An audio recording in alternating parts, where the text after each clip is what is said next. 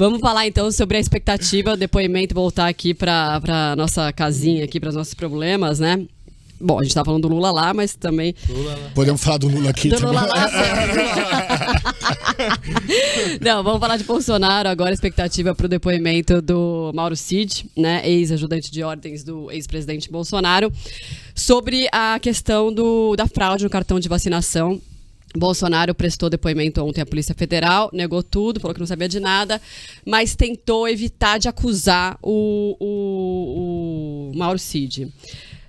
Já tem aí uma expectativa que amanhã Mauro Cid deve tomar para ele essa história, não vai falar nada. E só que tem um detalhe, né? Mauro Cid continua sendo uma bomba relógio, porque ele sabe de tudo, né? Não só em questão da carteira, porque esse é o menor dos problemas da carteira de vacinação, né?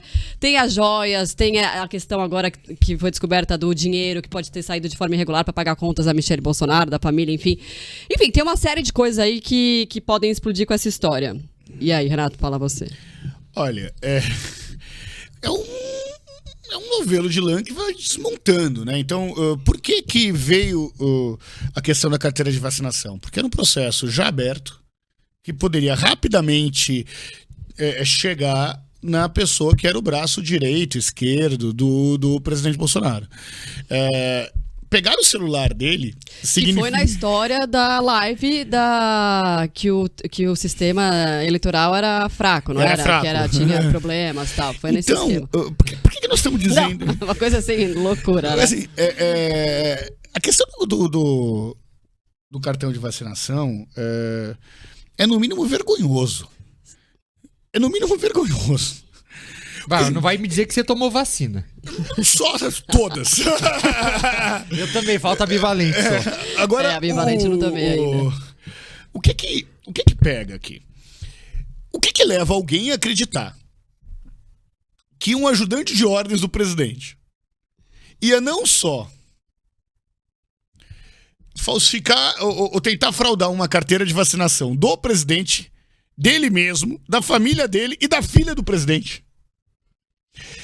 No depoimento que o Jair Bolsonaro deu à Polícia Federal, ficou muito claro os locais da onde essa fraude foi quais computadores foram assinados para pegar o certificado de vacinação. E o último foi 1h30 antes do Mauro Cid e do Bolsonaro estarem num avião voando por Orlando no final do ano. É muito difícil falar que um não sabia do outro. Eu vou fazer um trote.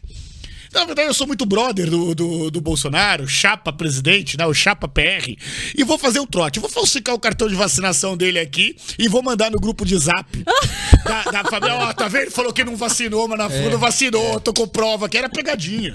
Entendeu? Foi isso que é uma brincadeira, né? É uma brincadeira solta, assim, pra isso. Então, isso vai desembocar num processo de fato desvendar uma teia de pequenos favores, de pequenos laços de corrupção. A gente pode dizer que o cartão de vacinação é como o casaco de pele do Al Capone. Nós estamos pegando algo que leva a um processo de condenação, que começa a chegar na Michelle Bolsonaro, que seria se gozasse de alguma confiança do presidente, seria a candidata do bolsonarismo aí a ser construída, que todo mundo sabe que não é, eles não gozam, são casados, mas essa história de que um confia tanto no outro não é necessariamente verdade. Mas o que pega é que vai começar a se cobrar uma certa coerência, no sentido de que quem vai cobrar coerência? O bolsonarista? Não, o bolsonarista não é muito coerente, mas Nossa, a coluna do meio, imagina. Não, as mensagens que a gente deve estar já viramos ali. O que rola?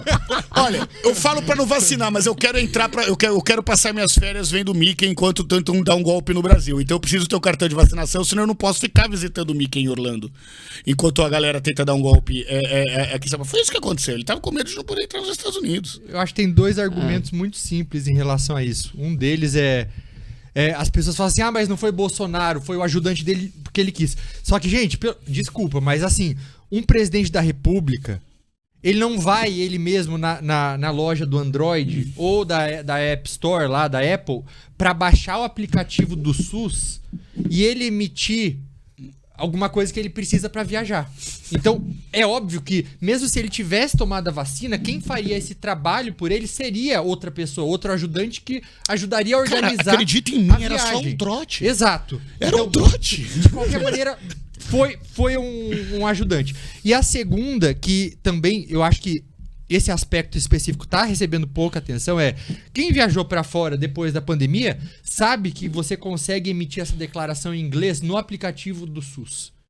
Então, por que você vai emitir em inglês se você não vai viajar? Então, e eu acho que isso só já mostra... Era o trote pro Trump.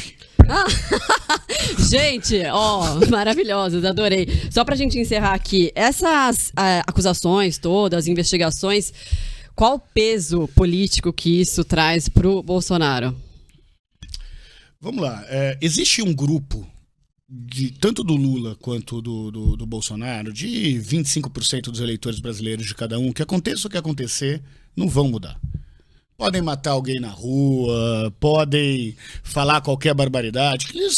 Eu não consigo imaginar em nenhuma situação Lula ou Bolsonaro tendo menos de 20% dos votos totais. Não dos votos válidos, dos votos totais da população. E aí você tem 60% que estão em disputa, que ou votam nulo, ou votam num outro candidato, ou são polarizados aí para isso. Por que não teve terceira via?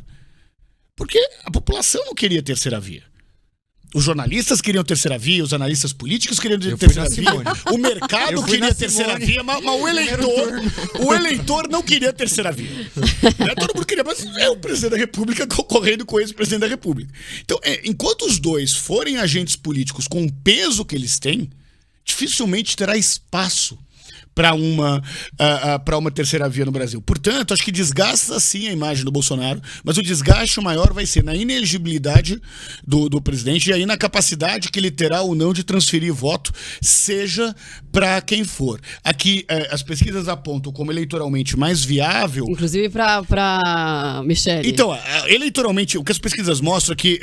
essa é uma estadista. Ela seria a que mais facilmente herdaria os votos do bolsonarismo, né? Mas aí você ia ter que convencer os filhos de que a madrasta é confiável. Eu concordo, acho que não acaba, até porque... E algo muito perigoso do bolsonarismo é que ele deixou de estar ali, ser algo que acontecia só em uma família e virou um movimento. E quando vira movimento, aí é preocupante, porque ele sai do controle, cresce demais ao ponto que assim não é mais mensurável. E aconteça o que acontecer, você vai ter ali uma porcentagem que sempre vai defender, e isso volta para aquilo que a gente falou no começo, né? Para o viés confirmatório das pessoas. Então elas nunca vão, parte da população nunca vão enxergar que talvez elas erraram em relação ao julgamento dela, em relação ao Bolsonaro, que o juízo de valor estava errado, mas que sim, que ele está sendo perseguido politicamente. Então acaba, de certa maneira, deixando mais fanático quem já era fanático, porque a pessoa precisa mostrar que ela estava certa desde o começo.